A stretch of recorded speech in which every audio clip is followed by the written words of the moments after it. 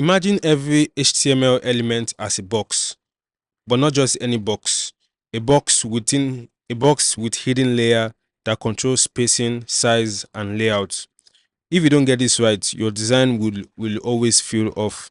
Today I'm going to show you the CSS Box Model, how it works, why it's important, and how you can use it to build clean, structured web pages. Let's get into it. Now, in CSS, everything is a box, or rather everything is a box with layers. Every single thing you see on this web page is a box. Now, this is just a simple page I generated with some HTML tags, not too much. But from CSS view, we see it as a box. Now, if I click on right click my mouse and inspect, click on this icon here. This is the box right here. This is how every element is being represented through the lens of CSS. Now, if I click on this, let me cancel this, please, and I move down here. I hope you can see this. And I move down here. This is how the box is represented in CSS. We have the content. This is what is inside. What is inside the box, the main content. Then we have the padding. The padding is the space between the content and the border. Now we don't have a border here, and we don't have a padding. Just imagine the idea. We are working with this element now. For this element now, we don't have a padding. We don't have a border, but I can put that in. But just imagine the idea. Because by default, an H1 does not have a padding and does not have a border. However, it does have a margin. A margin is a space outside of the border. So this is our border here, and this is the space. If you notice, this orange you are seeing here is the space. Let me try and edit that now. If I go into my CSS file, first of all, let me link it.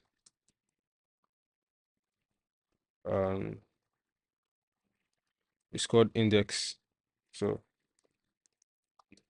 index.css. So I've linked it now to my CSS file. And if I target this, I'm going to show you something right now. I'm going to remove the padding, the space outside of the border, outside of this this element. So this is an H1, right? It's an H1.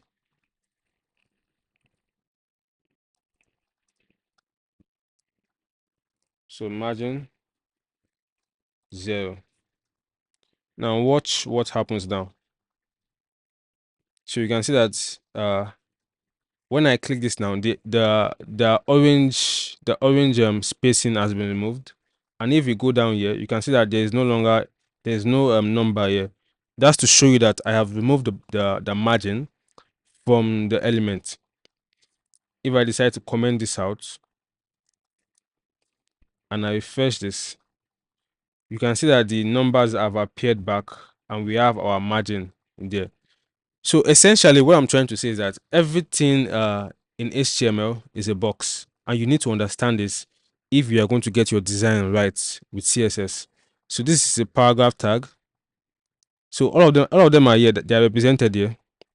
The H1 tag, the paragraph tag, the H2 tag, the H3 tag, the div, and the link. You can see that a div by default does not have a margin, and a link by default does not have a margin as well. They only have their content. So the blue signifies the content, the green signifies the padding. I've not added any padding yet, but if I go here and I decide to let me change this to padding,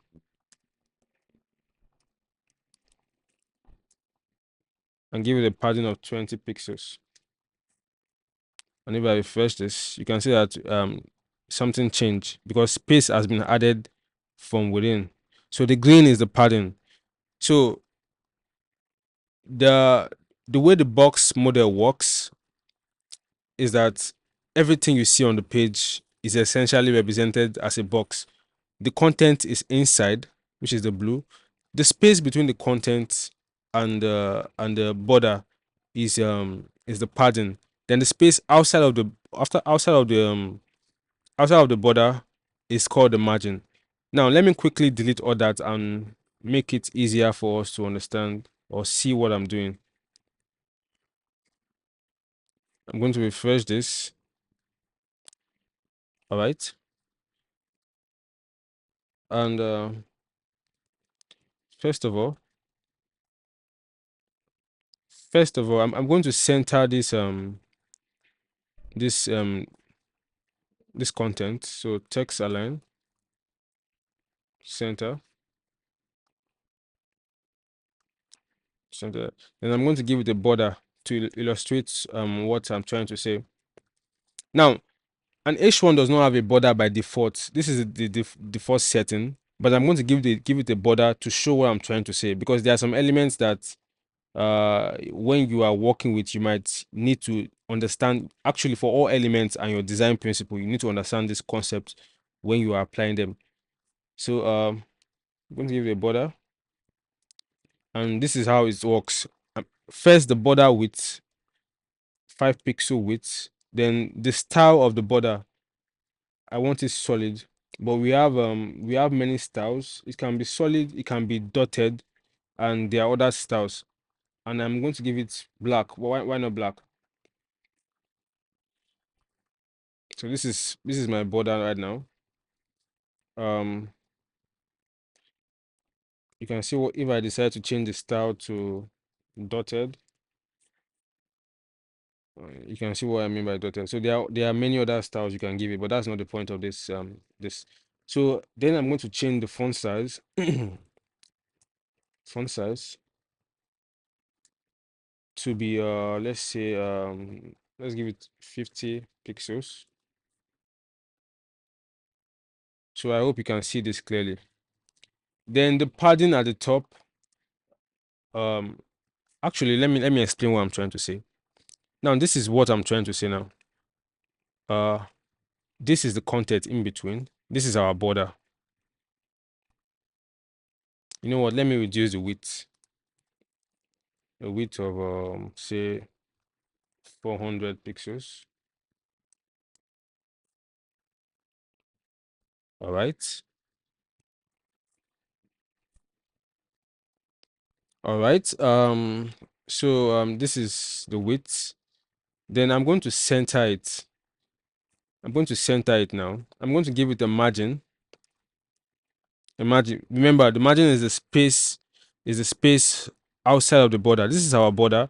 I'm going to put some space here and some space around the border. Some space around the border. So margin. Now, the way the margin works, we can give it 4 values, 3 values, or 2 values. For the shorthand, we have the longhand. I can for the shorthand. Actually, let me use the longhand so it's more easier to explain. Margin top. So that means space at the top, 50 pixels. So you will see a space at the top increase. Let me make that 100 pixels. Okay. Then I don't need the margin bottom because there's nothing down and into space.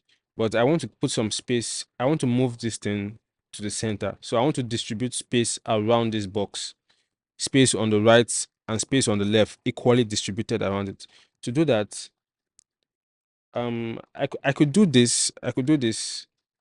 Margin left auto. Okay, my AI is actually catching up. So margin left auto, margin right auto. So we have space equally distributed around here and here. All right, so let me get to the point of it now. This is our box model. This is the border. The blue here is the main content, and everything you see around it, I can't move my mouse, but everything you see around it, the orange section, is the margin. That is the space outside of the border. So you need to understand this concept. First, the content, then we have the padding. I'm going to show you the padding in a bit right now. So first we have the content, which is the blue. Then we have the border. Then we have the margin, which is the space outside of the border. So now I'm going to implement a padding now. By the way, this when I do something like padding 0 pixels or margin 20 or margin 20 pixels, like you can see here, what that means is that distribute margin of 20 pixels above, on the right, on the bottom, at the bottom, and on the left. So it's a equal distribution of top, right, left, and bottom, left and everything all around distribution. Unlike what I did here, where I specify I just want on the right, I just want on the left, I just want at the top. So whenever you see me do something like this, it means I'm asking it to distribute space, whether it be margin or padding. I'm asking it to distribute space all around. So as you can see here now, the padding is the space in between the content and the border. When I refresh my browser, you should see the green, which is illustrating the padding. Now, like you can observe now, there have been some space added in between. Now, this green here is the padding. I come again. The content, the way the box model works, we have the content, which is what you are, the main thing you are doing, what you want to do, or everything is actually the main thing, but the content is what is inside. Then we have the padding, which is the space between the border and the content. Then we have the border itself, which is easy to see here. And then we have the margin, which is the space outside of the border. So by default, some elements might have some margins, like H1, the titles, and some might not. By default, some might have border, although I can't think of anyone that has by default right now, and some might not. Then by default, some might have margin, and so I think it's only margin that we have by default.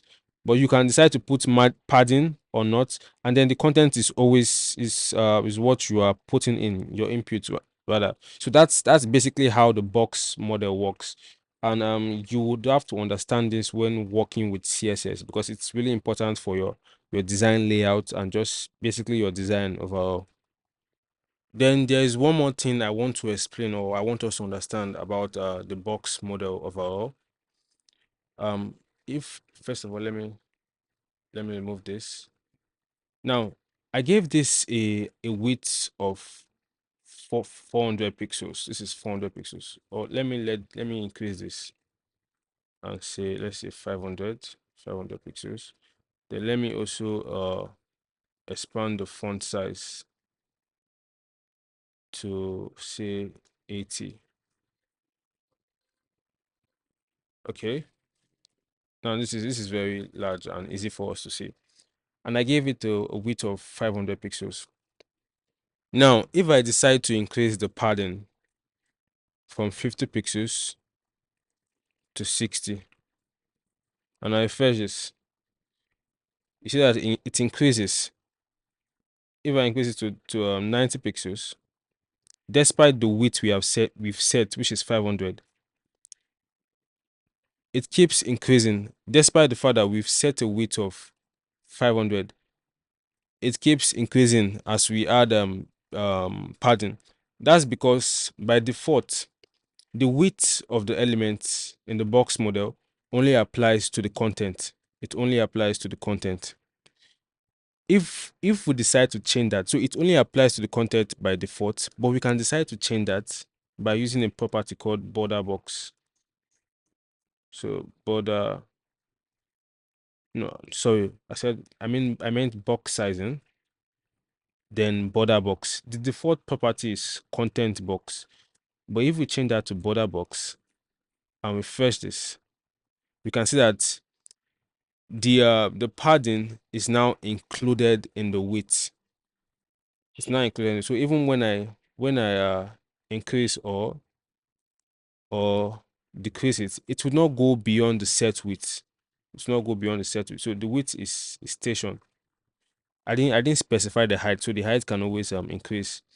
But by default, The height and width is only limited to the content in the box model. The border and the padding can go wild as long as they want. But when we use the property of box size in border box, the both the padding and the border is limited to what we set the width or height to be. In this case, I only set the width, so the height can go wild. But even if I increase this padding, the max it can go is what I've set for the width. I didn't specify a height, that's why the height is adjusting. But for the width, it is stationed. And if I decide to comment out this padding, you can see what is happening here. So that's all you need to know about the border box, the CSS box model rather. Please like this video, and if you have any question, please drop them in the comment section and I will try to answer them as fast as I can. Remember to subscribe to my channel, and thank you very much.